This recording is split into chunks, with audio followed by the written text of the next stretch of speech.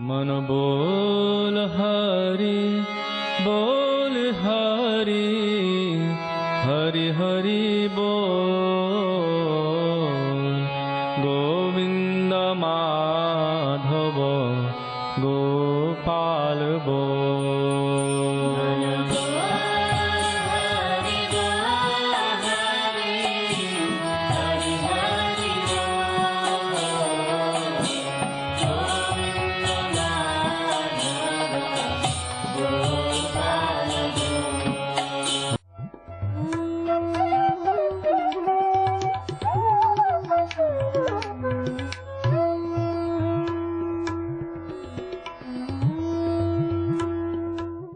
विष्णुपाद अष्टोत्तर शत श्री श्रीमद् भक्ति वेदांत नारायण गोस्वामी महाराज जी का शुभ आविर्भाव सन 1921 में बिहार के बक्सर जिले में मौनी अमावस्या के दिन अर्धरात्रि में हुआ था। प्रारंभ से ही इनकी धर्म में रुचि थी। बचपन में ही उन्होंने गीता, रामायण आदि का अध्ययन किया था। संसार से अत्यंत तीव्र वैराग्य होने के कारण 25 वर्ष की आयु में ही वे गृहस्थ जीवन त्याग कर मठ में निवास करने लगे।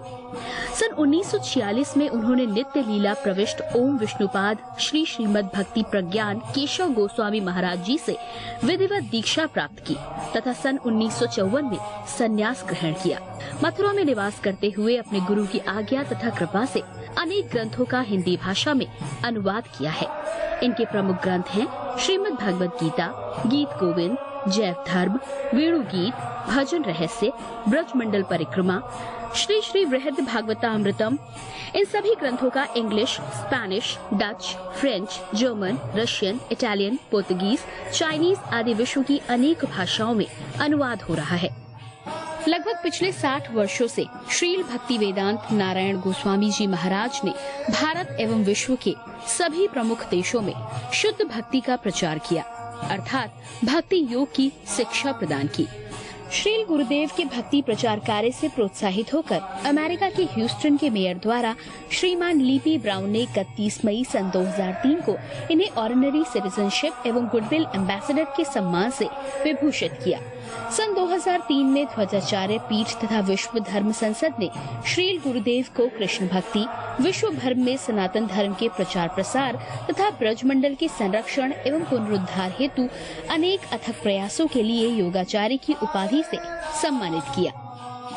इस प्रकार संपूर्ण विश्व में प्रेम धर्म का प्रचार प्रसार करते हुए श्रील भक्ति वेदांत नारायण गोस्वामी जी महाराज ने 29 दिसंबर 2010 को श्री जगन्नाथपुरी में अपनी भौम लीला को संवरण किया। वे अपनी दिव्य शिक्षाओं में और अपने निष्कपट आश्रित जनों के हृदय में सर्वदा विराजमान हैं। सबसे पहले मैं अपने गुरुदेव नित्य लीला प्रविष्ट ओम विष्णुपाद अष्टोत्तर शत परिवर्जिकाचार्य श्री श्रीमद् भक्ति वेदांत नारायण गोस्वामी महाराज जी के चरणों में प्रणाम करता हूँ। नित्य लीला प्रविष्ट ओम विष्णुपाद अष्टोत्तर शत परिवर्जिकाचार्य श्री श्रीमद् भक्ति वेदांत स्वामी शिला प्रभुपाद के चरणों में प्रणाम करता हूँ। अपने परम गुरुदेव नित्य लीला प्रविष्ट ओम विष्णुपाद अष्टोत्तर शत परिवर्जिकाचार्य श्री श्रीमद् भक्ति प्रज्ञान केशव गोस्वामी महाराज जी के चरणों में प्रणाम करता हूँ। आप सब भक्तों का, श्रोताओं का, दर्शकों का इस कार्यक्रम में स्वागत। आज हम रूप गोस्वामी के एक श्लोक भक्ति रसामृत सिंधु में जिस श्लोक के बारे में कहा उसके ऊपर कुछ चर्चा करेंगे। ये श्लोक ऐसे है: अदौ श्रद्धा ततो साधु संग तथा भजन क्रिया अनर्थ निवृत्ति निष्ठा रुचि आसक्ति तथा प्रेम। ये 8 सीढ़ियां उस प्रेम के लिए कैसे हम जिसको लक्ष्य बना के चलते हैं उस भगवान के प्रेम को ये हमें कैसे प्राप्त हो सकती है, इस विषय में हम चर्चा करेंगे।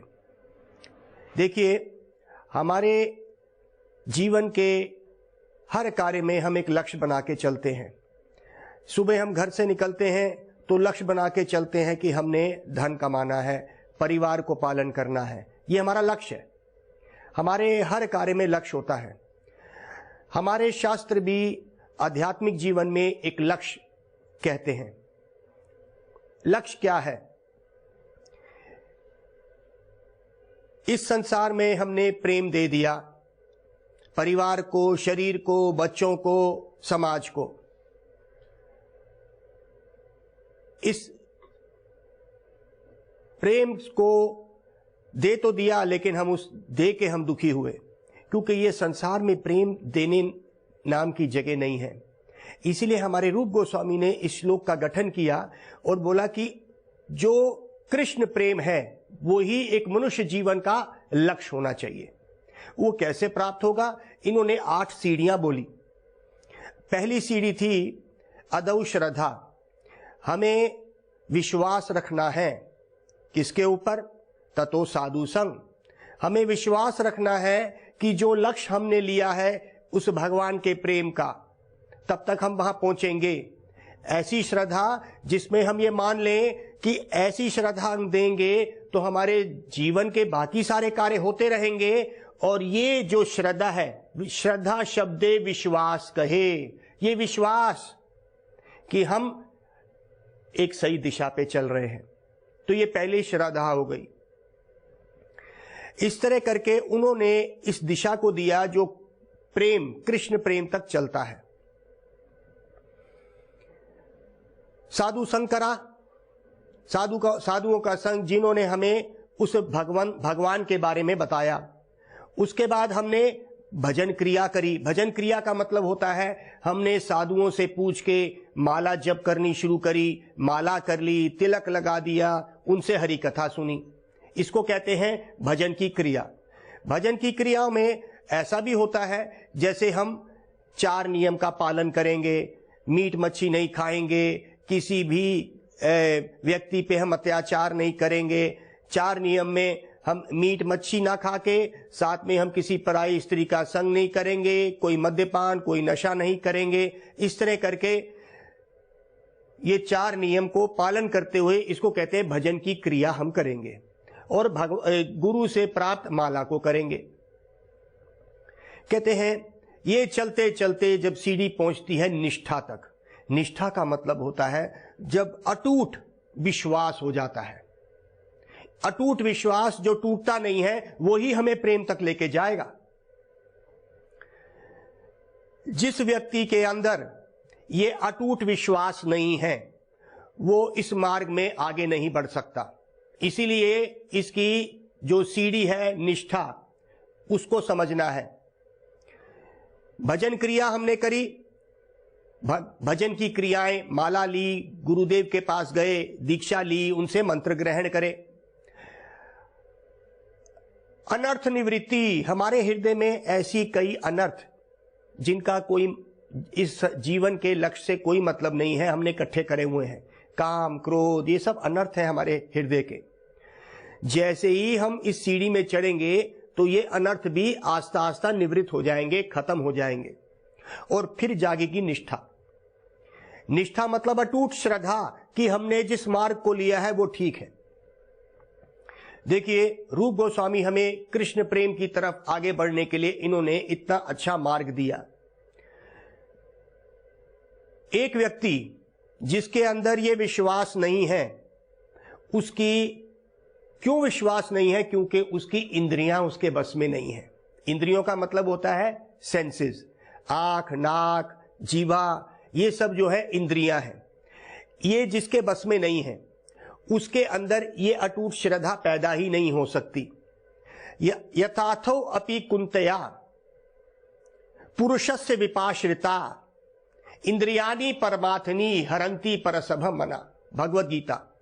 कृष्ण अर्जुन को कह रहे हैं, जो व्यक्ति इस मार्ग में चलना भी चाहता है और उसके अंदर इतनी बुद्धि भी है, विपाश्चिता, उसके अंदर बुद्धि भी है, वो समझ रहा है कि संसार झूठा है, एक दिन छूट जाएगा, उसके अंदर ये बुद्धि आ भी गई है। इंद्रियानी परमात्मनि, प्रमथ, इंद्रियां इतनी बलवान है कि हमारा मन खींच के ले जाएंगी। हरंती, हरण ले कर लेंगी, हरंती परसभा मना, मन को भी खींच के ले जाएंगी।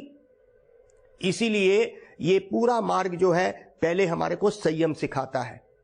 जब तक हमारे को हमारे अंदर संयम नहीं है, इंद्रियों का संयम। इंद्रियों का संयम कैसे होता है? आंख नाक ये सब दौड़ रहे हैं, इनका संयम कैसे होगा? और जिस व्यक्ति के अंदर इंद्रियों का संयम नहीं है, उसका मन भी खींच के लेके चले जाएगा और वो इस संसार के भोग विलास में डूब जाएगा। भोग ऐश्वर्या प्रसक्ता नाम, जो व्यक्ति भोग और ऐश्वर्य में आसक्त है, प्रसक्ता नाम भगवत गीता, तया उपरता चेतसाम, उपहरण, उसका अपहरण हो जाएगा, उसके चित्त का अपहरण हो जाएगा। जिस व्यक्ति का मन क्या है? भोग और ऐश्वर्य में इस संसार के लगा हुआ है, उसका मन हरण हो जाएगा, इंद्रियां हर के ले जाएंगी। व्यवसायत्मिका बुद्धि समाधौ न विद्यते, उसकी बुद्धि कभी भी स्थिर नहीं हो सकती। हमारे भक्ति सिद्धांत सरस्वती ठाकुर बड़ा सुंदर एक उदाहरण देते हैं। कहते हैं एक जमींदार था, बड़ा ही बहुत ही धनी जमींदार। उसका एक मुंशी था। उसका एक ही काम था। मुंशी का क्या काम था? मुंशी का एक ही काम था कि जमींदार को हमेशा हंसाना और खुश रखना, ये मुंशी का काम था।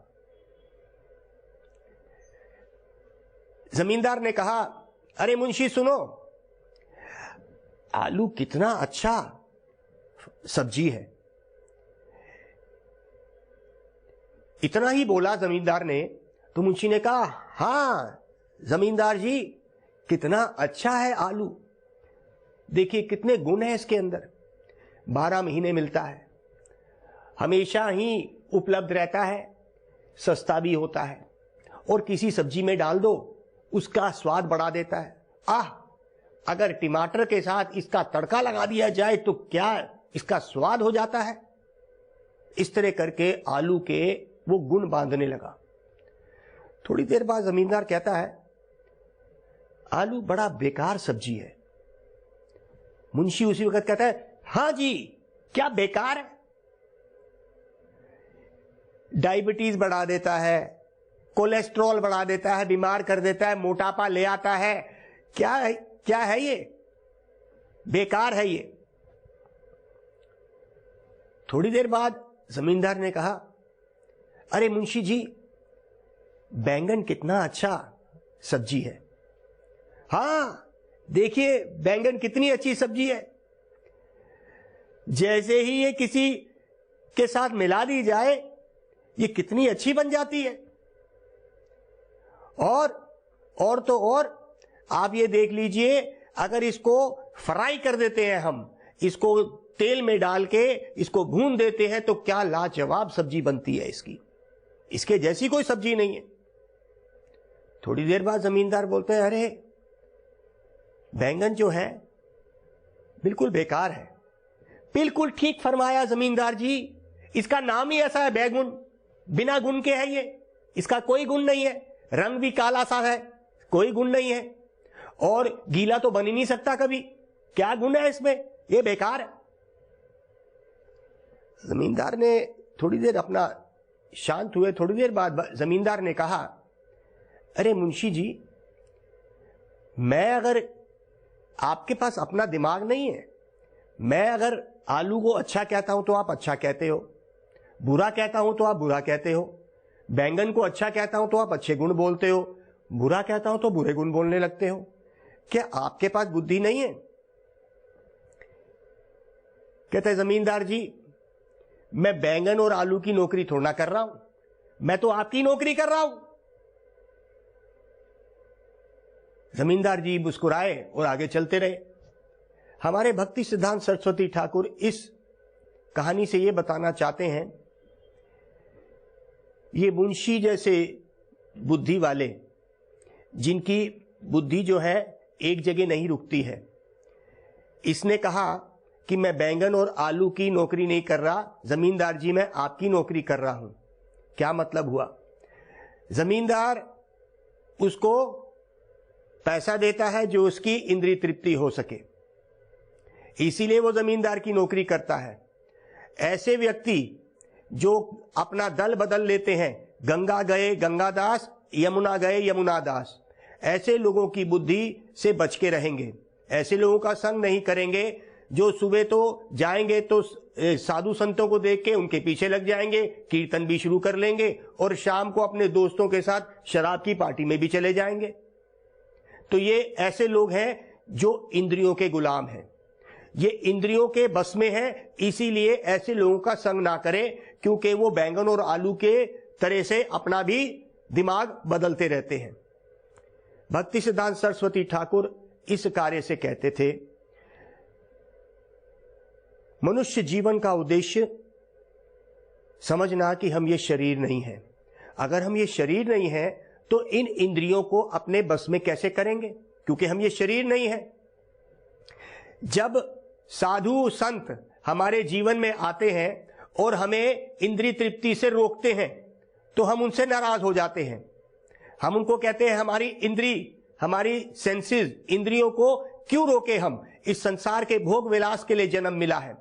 और अगर कभी साधु रोकता है तो उससे नाराज होते हैं। भक्ति सिद्धांत सरस्वती ठाकुर इस बात को करते थे, कहते हैं देखो एक बच्चा पतंग उड़ा रहा है और वो बहुत अच्छा पतंग उड़ाता है और वो छत पे खड़ा है, छत के चारों ओर कोई दीवार नहीं है, लेकिन वो उस पतंग को देखता रहता है और उसके अंदर इतना डूब जाता है कि वो गिर सकता है, कभी कभी खींचता हुआ उस पतंग को गिर सकता है। उसी बीच में, इससे पहले कि वो गिरे, एक बूढ़ा व्यक्ति वहां से चल रहा था। वो आया, उसने बिना बोले उस पतंग की डोर को काट दिया। वहां पे जितने भी बच्चे खड़े थे सारे उस बूढ़े व्यक्ति के पीछे पड़ गए और लड़ने लगे, यहां तक कि उस बूढ़े व्यक्ति को मारने तक को आ गए। उस बूढ़े व्यक्ति ने, ये बूढ़े व्यक्ति की कहानी सुना के भक्ति सिद्धांत सरस्वती ठाकुर प्रभुपाद कहते हैं एक व्यक्ति इस संसार में अपने इंद्रियों के अंदर इतना लिप्त है कि वो कभी भी गिर सकता है। ये जो डोर है हमारी आसक्ति, इस भोग विलास की आसक्ति है, और उसी के अंदर हम इतने आसक्त हो जाएंगे कि हम उससे गिर सकते हैं। जो साधु है हमारी इस आसक्ति को आके काट देता है और हमें गिरने से बचा देता है और हम उसी के दुश्मन बन जाते हैं। सच्चा साधु हमें हमेशा कड़वी बात बताता है और हमारे को कई बारी इस बात से रोष, गुस्सा भी आ जाता है। हम नहीं सुनना चाहते इस संसार से, कभी भोग विलास को कम नहीं करना चाहते। लेकिन एक बात बताइए, जब इस शरीर में से आत्मा निकल जाती है तो कौन सा भोग विलास रह जाएगा। इस संसार में अगर हम आए हैं, हमारे जीवन का उद्देश्य हम समझना चाहिए, इंद्रियानि परानि अहूर, इंद्रियभ्यः परा मना, मनसास परा तू बुद्धि, यो बुद्धे परातास तू सह। ये श्रीमद् भगवत गीता का उपदेश है। इंद्रियों सबसे नीचे ये 5 वस्तुएं हैं, पृथ्वी, जल, वायु, आकाश और अग्नि, जिससे ये शरीर बना। ये 5 तत्व का शरीर बना हुआ है। इसके ऊपर आती हैं इंद्रियां, क्योंकि जब ये शरीर बनता है इसमें इंद्रियां आई। ये 5 तत्व का शरीर है, इंद्रियां भी उसी में ही बनी है। तो कहते हैं भाई सबसे नीचे ये इंद्रियां है। इंद्रियानि परा अनि अहूर, इंद्रियों के ऊपर क्या है? इंद्रियों के ऊपर मन है। इंद्रियानि परानि अहूर, इंद्रियभ्यः परः मना, इंद्रियों के परे मन है। मनसास परा तू बुद्धिर, मन के ऊपर तेरी बुद्धि है। उस बुद्धि का इस्तेमाल कर मनुष्य जीवन में, ये दोबारा नहीं आने वाला। ये 84 लाख योनियों का हेर फेर में फंस जाएगा। ये मनुष्य जीवन मिला है। इन मनसास परा तू बुद्धिर, यो बुद्धे परातास तू सहा। ओ, उस बुद्धि के ऊपर भी तू बैठा है, अर्थात सबसे सूक्ष्म आत्मा है। तो इंद्रियां बनी इन 5 तत्वों से, ये शरीर बना, उसके अंदर ये इंद्रियां हैं। इंद्रियों के ऊपर ये मन है, मन के ऊपर ये बुद्धि है, बुद्धि के ऊपर तू बैठा है। संतों की वाणी तू समझ सकता है, ये मनुष्य जीवन का उद्देश्य है। ये संतों की वाणी तू समझ सकता है, इसीलिए भगवत गीता का उपदेश ये मनुष्य जीवन में ही ले सकते हैं हम। वो बूढ़ा व्यक्ति, वो जान गया था कि वो लड़के उस छत से गिर जाएंगे, इसीलिए उसने आते के साथ ही डोर काट दी। साधु संत, ये बूढ़े व्यक्ति की कहानी जो है, ये साधु संत हो गए। उन्होंने जीवन को देखा। बच्चे अर्थात इस संसार के इंद्रिय तृप्ति करने वाले लोग, वो भूल जाते हैं, उस पतंग की आसक्ति में लग जाते हैं और भूल जाते हैं कि बहुत बड़ी खाई है चारों तरफ, कभी भी गिर जाएंगे और मृत्यु हो जाएगी। लेकिन जैसे ही हमें अच्छी कोई सलाह देता है, हम उसी के ऊपर ही नाराज हो जाते हैं। भक्ति सिद्धांत सरस्वती ठाकुर हमारे परम गुरुदेव के गुरुदेव हैं। उन्होंने इस बात को बार बार कहा कि मनुष्य जीवन का उद्देश्य सिर्फ इंद्रियों को तृप्त करना नहीं है। अगर आप देखें तो जितने बड़े बड़े देश दुनिया के हैं, उसमें सब प्रकार की इंद्रियों की तृप्ति अर्थात सेंस ग्रेटिफिकेशन सब मौजूद है।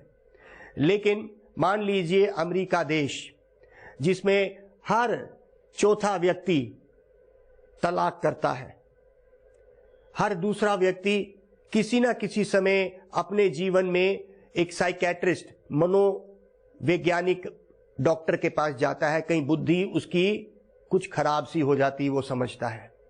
अगर हम उस देश की बातें कर रहे हैं जिसके पास पूर्ण रूप से इंद्रिय तृप्ति के सब कार्यक्रम हैं और भारत देश उसके पीछे लगा हुआ है, तो क्या उस देश में शांति है जिसमें हर दूसरा व्यक्ति एक मनोवैज्ञानिक डॉक्टर के पास जाता है और अपनी बुद्धि ठीक कराने जाता है? जिस देश में हर चौथा व्यक्ति तलाक करता है, उस देश में इंद्रियों को या शरीर को सुखी करने की हर प्रकार की आपके पास सहूलत है, लेकिन क्या मन की शांति हुई? उनके पास ये ज्ञान नहीं है जो आज हमने आपको दिया। क्या ज्ञान था कि देखो, ये मन, ये बुद्धि और ये इंद्रियां तू अलग है, और जब तक संतों की कृपा नहीं पड़ती, हम इसी संसार में, इसी आवागमन के चक्कर में। आवागमन का चक्कर क्या है? ये शरीर है, आज है, कल नहीं है, लेकिन आत्मा जो है वो हमेशा रहती है। नैनम छिंदंती शस्त्राणि नैनम दहित पवकः। नहीं, ये जो आत्मा है ये किसी भी अस्त्र शस्त्र से नहीं कट सकती। नहीं, ये किसी आग से जल नहीं सकती। पवकः न चैनम क्लद्यांते अपो। ये पानी से गीली नहीं करी जा सकती। न सोसयते मरुतः, नहीं, ये आग से सुखाई नहीं जा सकती। ये है आत्मा। ये आत्मा इस शरीर में बैठी है। जब तक ये आत्मा इस शरीर में है, ये शरीर कार्य करता है, इसके अंदर चेतना है। इसमें जैसे मैंने शुरू में कहा, जीवन का लक्ष्य प्रेम है। बच्चे को नहीं सिखाया गया, मां की गोद में वो चुप रहा, उसको नहीं सिखाया गया, ये उसकी अपनी वृत्ति है। जब वो पैदा हुआ, उसके अंदर मां की गोद के लिए प्रेम आ गया, उसको सिखाया नहीं गया। आप देख लीजिए, एक दिन का भी बच्चा जब नर्स मां की गोद में उसको डालती है, मां उठते के साथ ही पूछती है मेरे बच्चा कहाँ है। एक दिन का बच्चा जब मां की गोद में आता है, वो चुप हो जाता है। कोई और उसको गोद में लेता है, वो रोता है। तो क्या सिखाया था? ये आत्मा की वृत्ति है प्रेम करना। हमने यहां से शुरू किया, ये प्रेम हमने इस संसार में दे दिया। इस संसार में प्रेम देने की वजह से आज हम दुखी हो गए। किस किस को हमने दिया? मां की गोद से लेकर हमने अपने दोस्तों को दिया, पत्नी को दिया, परिवार को दिया, बच्चों को दिया। किस किस को नहीं दिया इस प्रेम को? लेकिन आज अगर हमने इन सब को भी दिया, उससे सबसे ज्यादा प्रेम हमने अपने शरीर को दिया, जिसकी वजह से हमने ये सब किया।